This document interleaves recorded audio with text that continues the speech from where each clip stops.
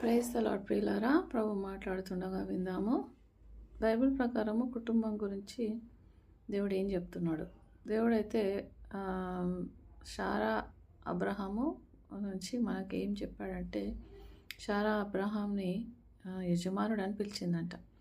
తర్వాత కుటుంబానికి హెడ్ ఫాదరే, తర్వాతనే మదర్. ఈ కుటుంబానికి మళ్ళా Jesus is the head. So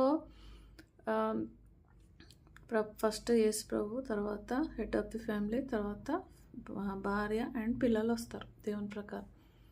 so ఇది కాకుండా మనం ఏది డీవియేట్ చేసినా కూడా అది దేవుని చిత్తంలో లేనట్టే లెక్క. సో పాస్టర్లు ఎక్కువగా మనకి ఏం గురించి చెప్పాలంటే కుటుంబ వ్యవస్థ గురించి చెప్పాలి. ఎందుకంటే దేవుడు కుటుంబాన్ని పోషించే బాధ్యత తండ్రికి ఇస్తే, కుటుంబాన్ని ఇంటి పట్టున ఉండి జాగ్రత్తగా కాపాడుకొని పిల్లల్ని దేవుని యందు భయభక్తుల్లో పెంచి దేవుని చిత్తం కొరకు వాళ్ళను సిద్ధపరచాలని, ఒక మంచి జనరేషన్ని దేవుని కొరకు ఇవ్వాలన్నదే ప్రభు చిత్తం.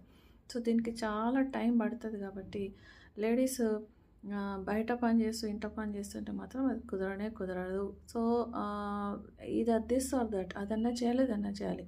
నువ్వు బయట ఉండి పని చేస్తున్నావు అంటే ఒక రకంగా దేవుని చిత్తంలో లేనట్టే లెక్క. సో ఇప్పుడు కొత్త జనరేషన్ ఇలా వచ్చిందంటే ఈ పని అంతా కూడా చేస్తాడు, పెళ్లి చేసుకోకుండా అయిపోతుంది కదా అని పెద్ద డెసిషన్స్లోకి వాళ్ళకి వచ్చేస్తున్నారు.